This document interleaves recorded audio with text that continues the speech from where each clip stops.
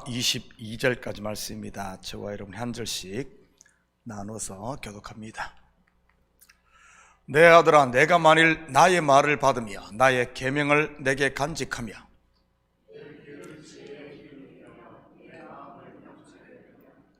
지식을 불러 구하며 명철을 얻으려고 소리를 높이며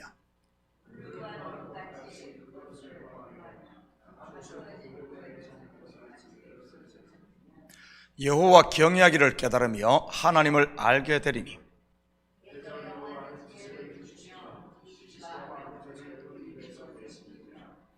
그는 정직한 자를 위하여 완전한 지혜를 예비하시며 행실이 온전한 자에게 방패가 되시나니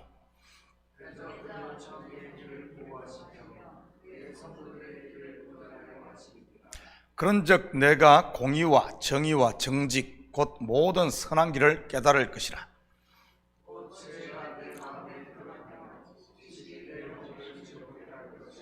근신이 너를 지키며 명철이 너를 보호하여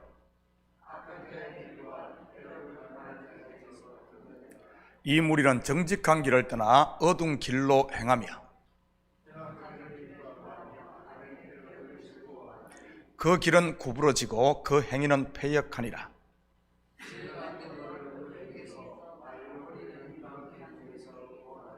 그는 젊은 시절에 짝을 버리며 그의 하나님의 언약을 잊어버린 자라.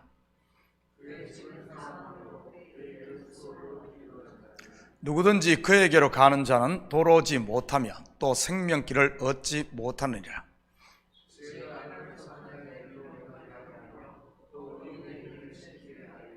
대저 정직한 자는 땅에 거하며 완전한 자는 땅에 남아 있으리라.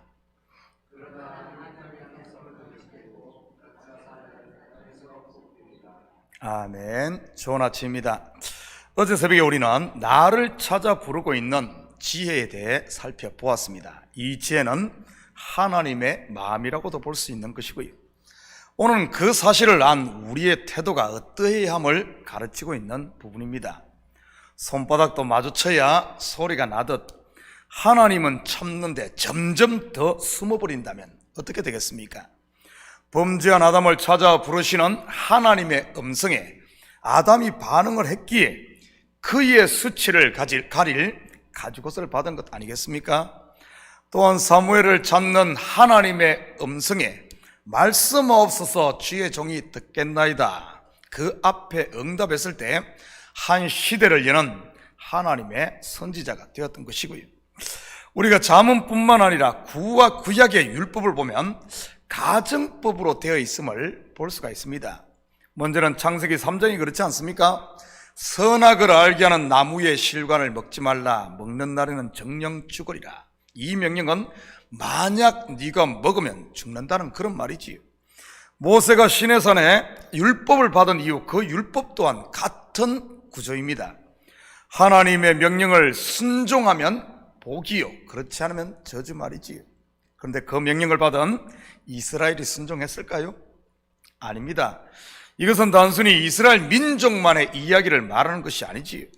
이스라엘은 못했지만 우리는 할 수 있다를 말하는 것이 아니라 모든 인생들은 율법의 의로 스스로 구원받을 수 없음을 고발하는 것입니다. 다시 말해 모두가 죄와 저주 아래에 있음을 말하는 것이지요.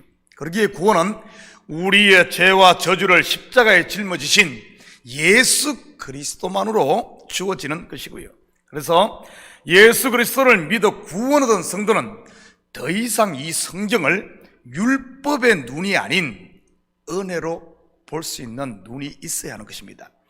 단순히 내 유익과 내 의를 위해서가 아닌 우리에게 의를 주신 하나님의 사랑을 깨닫는 방향으로 말이지요.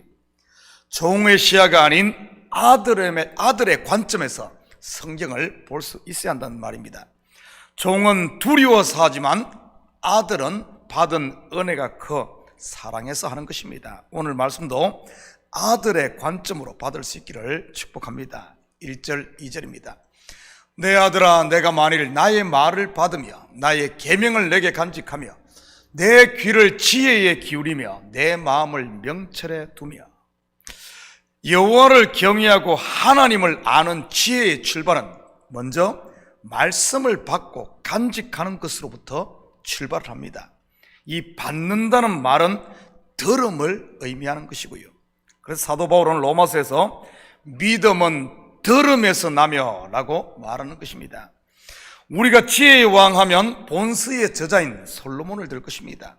그가 하나님부터 지혜를 받는 장면에서도 이것을 확인할 수 있지요. 한번 볼까요? 열왕기상 3장 9절에서 11절입니다. 누가 주의 이 많은 백성을 재판할 수 있사오리까? 듣는 마음을 종에게 주사 주의 백성을 재판하여 선악을 분별하게 하옵소서. 솔로몬이 이것을 구하며 그 말씀이 주의 마음에 든지라. 이에 하나님이 그에게 이르시되 내가 이것을 구하도다. 이것이 뭡니까? 듣는 마음. 자기를 위하여 장수를 구하지 아니하고 부도 구하지 아니하며 자기 원수의 생명을 구하지도 아니하며 오직 송사를 듣고 분별하는 지혜를 구하였으니. 여기에 보면 듣는 마음을 하나님께서는 지혜라고 말하고 있습니다. 그런데 안타깝게도 많은 한국교회 성도들이 본절을 읽을 때 일천번제와 지혜만 관심이 있지 막상 듣는 마음에는 관심이 없는 것 같습니다.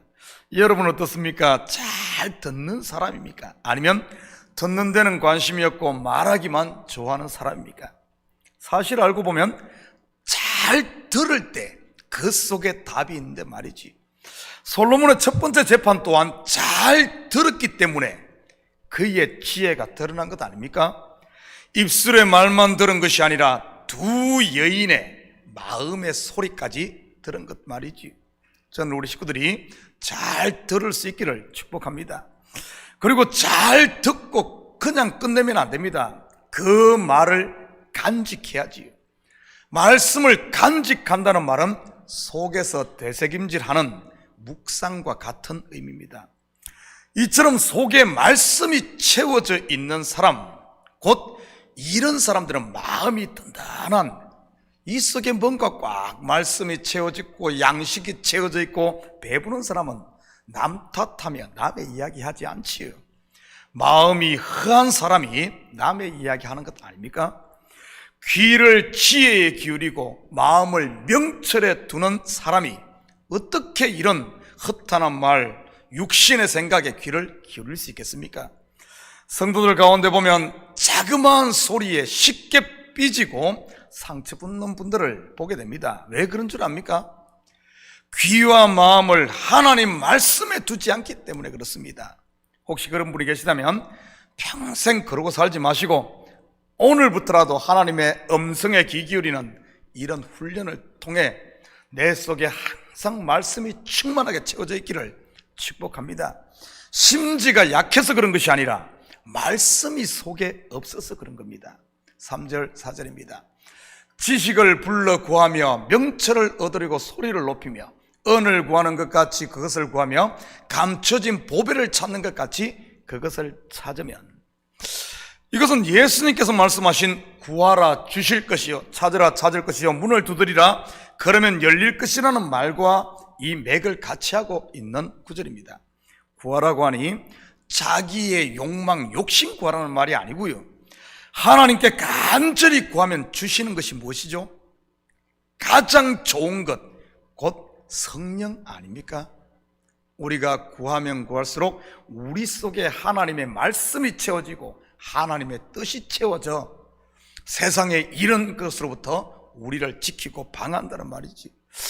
그런데 어떻게 구하라고 합니까? 오늘 본문절에 보면은 소리를 높이고 은을 구하고 보배를 찾는 것 같이, 이것은 마치 시편 기자의 고백처럼 목마른 사슴이 시냇물을 찾듯이 구하는 것을 말합니다.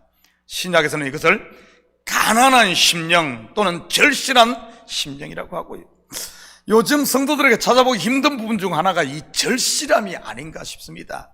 그러다 보니 기도하며 엎드리기보다는 요리조리 피하며 넓은 길, 편한 길로만 다니려고 하니 이 믿음이 자라지를 않는 것이고요.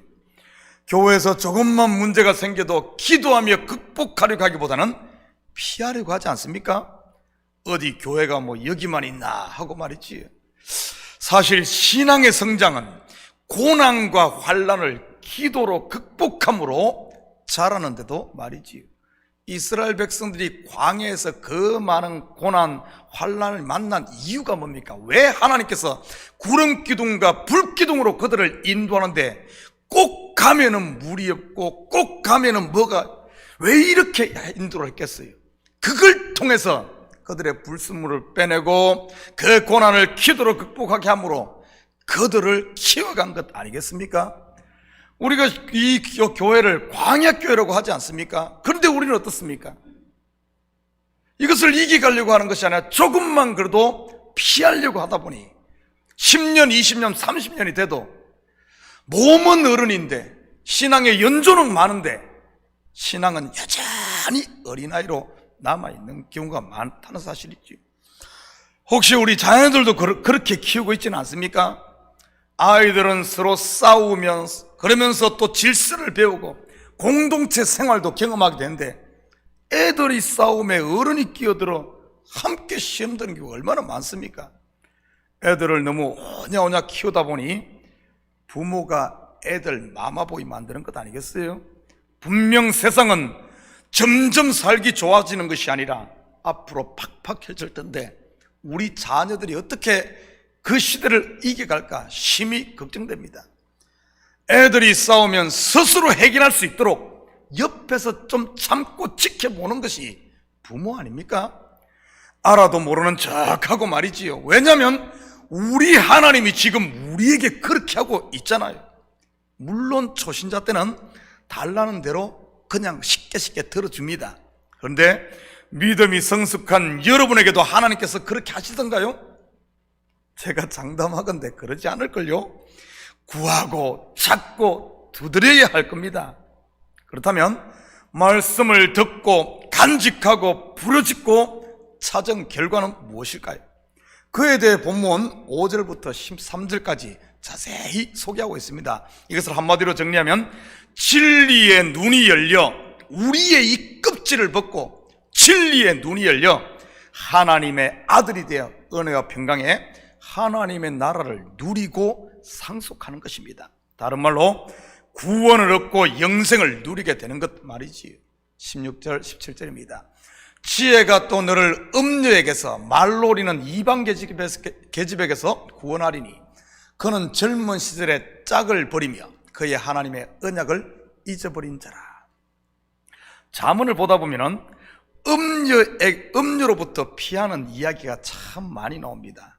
꼭 자문 남자들 굉장히 좀 까는 것 같은 그런 내용들이 많이 나와요. 물론 지혜를 얻으면 정욕을 이기고 성적으로 타락하지 않는다는 그런 의미도 있지만 단순히 그것만을 말하는 것이 아닙니다. 본절에서 음녀 또는 이방 계집을 젊은 시절에 짝을 버린 자 또는 하나님의 언약을 잊어버린 자로 소개하고 있습니다. 그렇다면 이 음녀의 실체는 무엇을 말하는 것일까요? 바로 하나님의 말씀을 버리고 뱀의 말에 속아 선악과를 따먹은 하와요, 하나님의 언약을 떠나 음녀가 된 고멜 곧 율법에 빠진 이스라엘을 말하는 것입니다. 율법주의에 빠진 이스라엘 말이지요. 우리로 말한다면 이 음녀의 실체는 율법의 의로 왕노릇하려고 하는 여전히 저주 아래 있는 육신의 생각 곧 옛사람이 음녀인 겁니다.